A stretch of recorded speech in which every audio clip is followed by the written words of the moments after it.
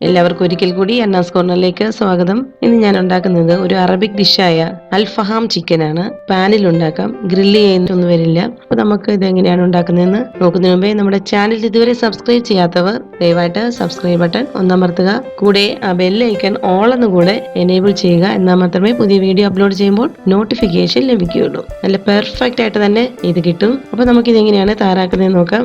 ഒരു ചിക്കൻ നന്നായിട്ട് കഴുകി വൃത്തിയാക്കിയതിനു ശേഷം അതിന് വെള്ളം പോകാനൊക്കെ വെച്ചിട്ട് ഒരു തുണി കൊണ്ടോ അല്ലെങ്കിൽ ടിഷ്യൂ കൊണ്ടോ ഒന്ന് നന്നായിട്ട് തുടച്ചെടുത്തത്. അത് നന്നായിട്ട് വരഞ്ഞെടുക്കാം. എല്ലാ ഭാഗത്തും ചെറിയ ചെറിയ ആയിട്ട് കട്ട് ചെയ്ത് അതിലേക്ക് മസാലയൊക്കെ ഉള്ളിലേക്ക് പിടിക്കാൻ ആവശ്യമായിട്ട് നമുക്ക് നന്നായിട്ട് മുറിച്ചെടുക്കുക.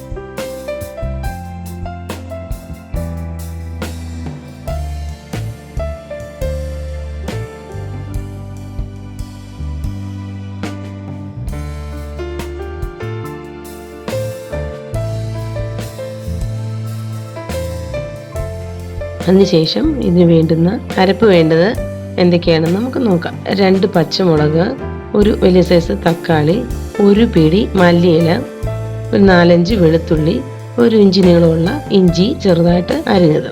വലിയ വെളുത്തുള്ളിയാണ് 4-5 എണ്ണം ഞാൻ എടുത്തിട്ടുണ്ട്. കൂടെ ഒരു നാരങ്ങ. അപ്പം നമുക്കിതെല്ലാം ഓരോന്നായിട്ട് ഈ മിക്സിയുടെ ജാറിലേക്കിട്ട് നന്നായിട്ട് അടിച്ചെടുക്കാം. അപ്പം ഇത്രയും ചേർത്തതിന് ശേഷം നമുക്ക് ഒരു നാരങ്ങയുടെ നീര് അതിലേക്ക് പിഴിഞ്ഞൊഴിക്കാം.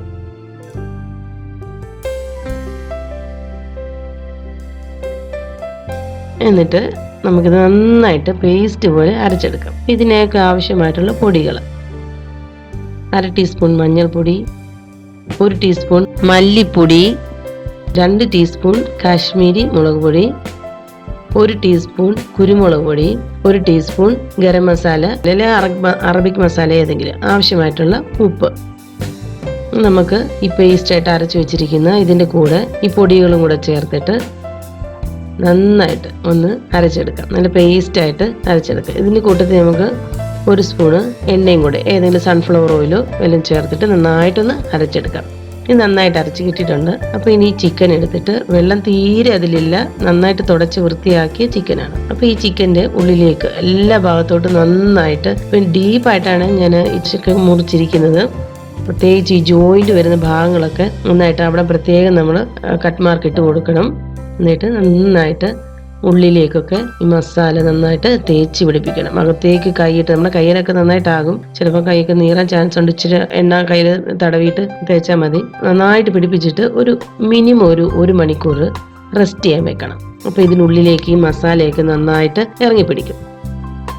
1 മണിക്കൂർ കഴിഞ്ഞിട്ട് 1 തൊട്ട് 2, നമുക്ക് സമയത്തിനനുസരിച്ച് 2 മണിക്കൂർ വെച്ചാലും കുഴപ്പമൊന്നുമില്ല. നമുക്കിതെടുത്ത് 2 ടേബിൾ സ്പൂൺ തൈര് ഇതിലേക്ക് നന്നായിട്ട് തേച്ച് പിടിപ്പിക്കുക. അപ്പം നമ്മൾ നേരത്തെ എടുത്ത് വെച്ച മസാല ഓൾറെഡി ഇതിൽ പിടിച്ചിട്ടുണ്ട്. പിടിച്ചിരിക്കുന്നതിൻ്റെ കൂട്ടത്തിൽ നമ്മൾ ഈ തൈരൂടെ ചേർത്ത് നന്നായിട്ട്, അപ്പോൾ ഇത് നല്ല സോഫ്റ്റ് ആയിട്ട് കിട്ടും. നല്ല മസാലയൊക്കെ പിടിച്ച് വളരെ സോഫ്റ്റ് ജ്യൂസി ആയിട്ട് കിട്ടും.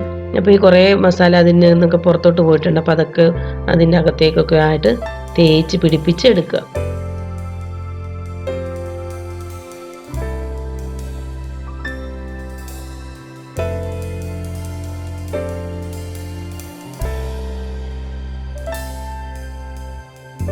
ഇനി നമുക്ക് വേണ്ടത് 1/2 കപ്പ് വെജിറ്റബിൾ ഓയിൽ, സൺഫ്ലവർ ഓയിലോ അല്ലെങ്കിൽ ഏതെങ്കിലും ഓയിൽ, നമ്മൾ വെളിച്ചെണ്ണ എടുക്കരുതെന്നുള്ളൂ, ഒലിവ് ഓയിലോ അങ്ങനെ എന്തെങ്കിലും 1/2 കപ്പ്, അത്ര മാത്രം. അതായത് 4 ടേബിൾ സ്പൂൺ അത്രയും വരും. എന്നിട്ട് വലിയൊരു പാൻ എടുക്കുക. എന്ന് വെച്ചാൽ ഈ ചിക്കൻ ഫുള്ളായിട്ടാണല്ലോ, അത് തിരിച്ചിടുകയൊക്കെ വേണം. അപ്പോൾ അതിനനുസരിച്ചുള്ള വലിയൊരു ചൂട് കട്ടിയുള്ള ഒരു പാൻ എടുക്കുക.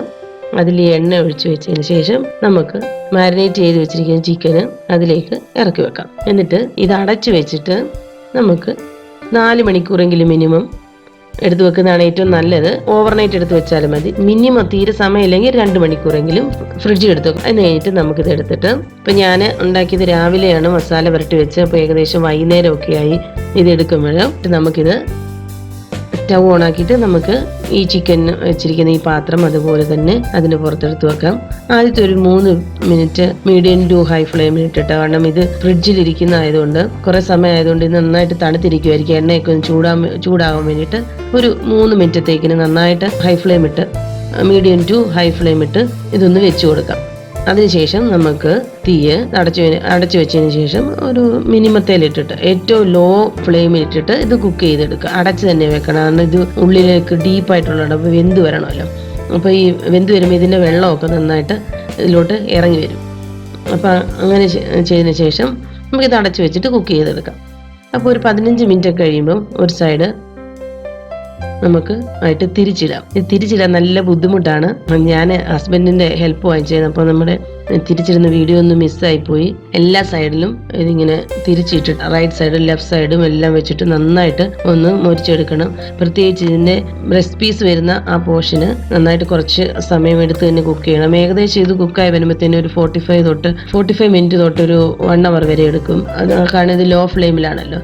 നമുക്കിത് എന്നിട്ട് അത്രയും ഒന്ന് നന്നായിട്ട് തിരിച്ചു നോക്കിയിട്ട് ഒന്ന് നന്നായിട്ട് കുക്ക് ചെയ്ത് ഇതെടുക്കാം. അപ്പോൾ നല്ല ടേസ്റ്റി ആയിട്ടുള്ള അൽഫഹാമിൻ്റെ യഥാർത്ഥത്തിലുള്ള ശരിക്കുള്ള മസാലയുടെ അതേ ഫ്ലേവർ തന്നെ നമുക്ക് കിട്ടും. ചാർക്കോളിൻ്റെ ആ ഒരു സ്മോക്കി സ്മെല്ല് വരണമെങ്കിൽ നമ്മളൊരു ചെറിയ ഒരു ബൗളിൽ ഒരു ചാർക്കോള് കത്തിച്ചിട്ട് അതിലൊരു 2-3 തുള്ളി എണ്ണ ഇറ്റിച്ചിട്ട് ചാർക്കോള് ചെറിയ ബൗളിലേക്ക് ഇറക്കി വെച്ചിട്ട് നമുക്ക് ഈ പാത്രത്തിലേക്ക് ഇറക്കി വെച്ച് കുറച്ച് നേരം ഒന്ന് മൂടി വെച്ചാൽ മതി. ഒരു 10 മിനിറ്റ് നമുക്കൊന്ന് മൂടി വെച്ചാൽ മാത്രം മതി. അപ്പോൾ ആ സ്മോക്കി സ്മെല്ല് കിട്ടും. നല്ല പെർഫെക്റ്റ് ആയിട്ടുള്ള അൽഫഹാം ചിക്കൻ്റെ കറക്റ്റ് ടേസ്റ്റിലുള്ള ചിക്കൻ നമുക്ക് കിട്ടും. നിങ്ങൾ തീർച്ചയായിട്ടും ഇത് ട്രൈ ചെയ്ത് നോക്കണം. ട്രൈ ചെയ്തിട്ട് ഫീഡ്ബാക്ക് പറയണം. അപ്പോൾ ഞാനിത് ഉണ്ടാക്കി കഴിഞ്ഞപ്പോഴത്തേന് രാത്രിയായി. നല്ല ക്ലിയർ ആയിട്ടുള്ള വീഡിയോ എനിക്ക് കിട്ടിയിട്ടില്ല.